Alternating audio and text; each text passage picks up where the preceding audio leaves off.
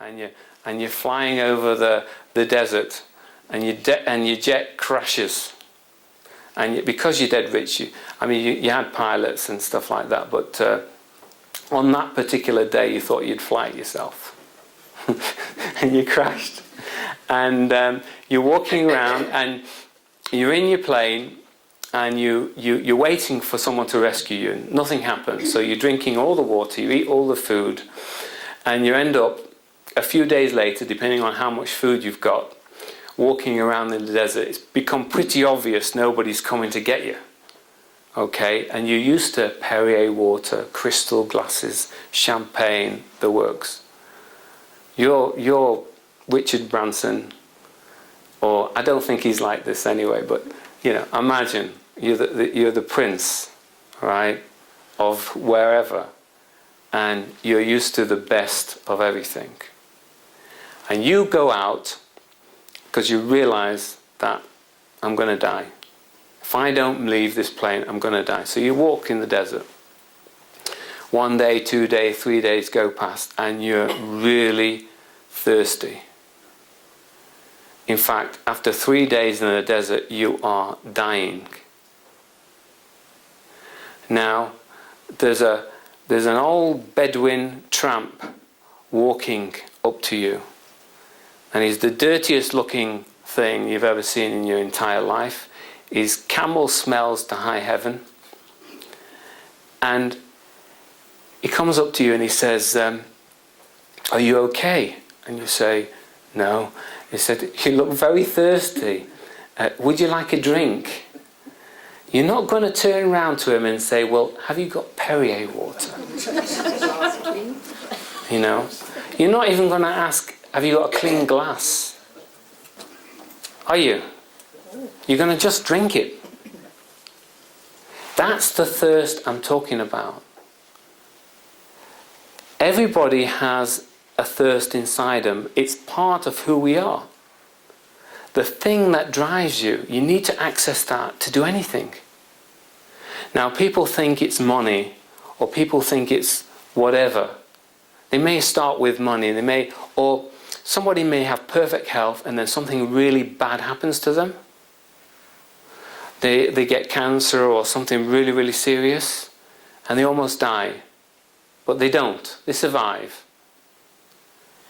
Now, they've done research and they've asked these people, you've had this experience, how do you feel? And they say, a lot of people say that it was the best experience I had in my entire life.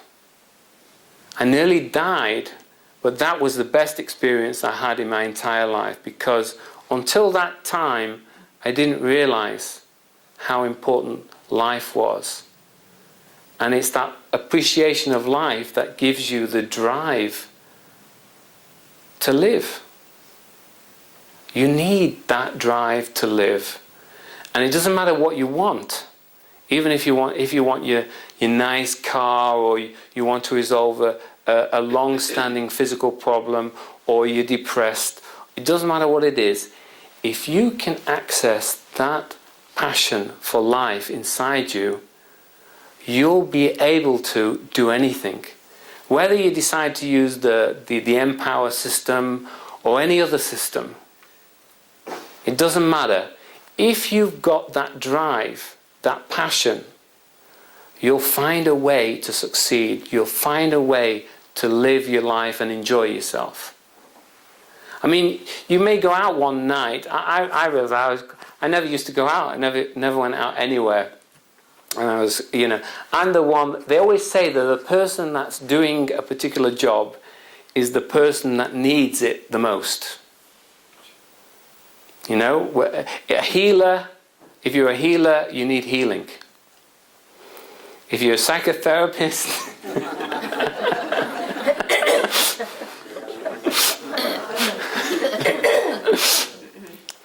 you need the thing that you're doing. It's always the case, because you've been instinctively attracted to that thing all your life, but you didn't know why. You thought, well, I'm going to do it to help other people, but really, it's you that needs it. So whatever you're interested in now for other people is the thing that you need for yourself. Just bear that in mind. So, the first part of the process is to get this thirst. Now, the Empower system can help you access that thirst. Now, even if you just use it for that, your entire life will change. You'll be able to do anything because you'll have the drive to do it. Okay? Now, the next stage is awareness. You need to understand who and what you are, and more importantly, what you're not. People think they're loads of different things. People think they're the thoughts that are going on in their minds.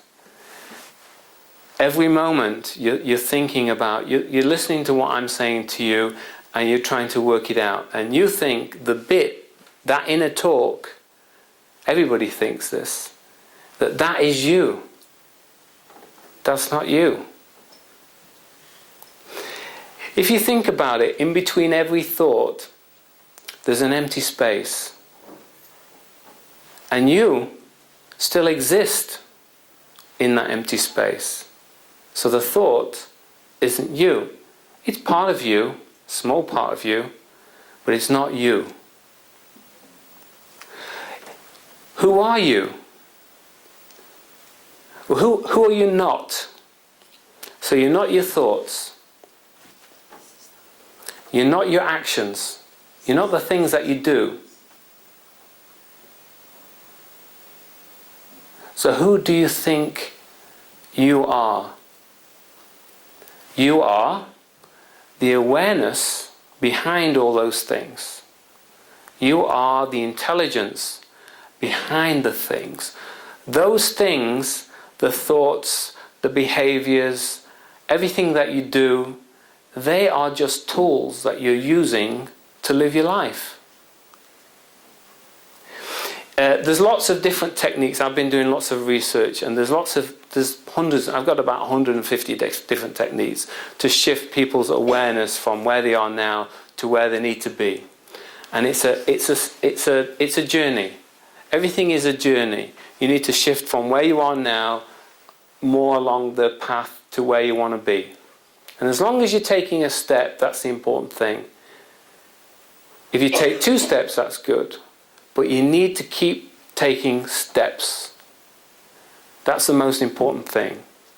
So I could go into who you are for 3 hours, but we're not going to do that. I'm just trying to say to you that you are not the thoughts that are going on in your head. You are not the things that you do in your life. You are the awareness behind the things that you do, behind the thoughts that you have. It's like, it's just a very simple analogy. Imagine that life is a big curtain, a never-ending curtain. So there's a curtain in front of me, and there's no beginning and there's no end. And imagine the hand of God. You imagine a big finger touching the curtain. And where it touches is where you are. Your awareness, that is where you are. You're still part of the curtain of life. But your individual awareness is where life is touching the curtain. Where awareness is touching the curtain. So I'm not going to go into big detail on that. But the second thing that you need is an understanding of how you work, how you're thinking right now versus how you should think. So for example, what you believe has a massive effect on your life. If you thought that you had 1 year to live, your behavior would completely change. Yeah? If you thought you had 2,000 years to live, your behavior would completely change. If you believe in God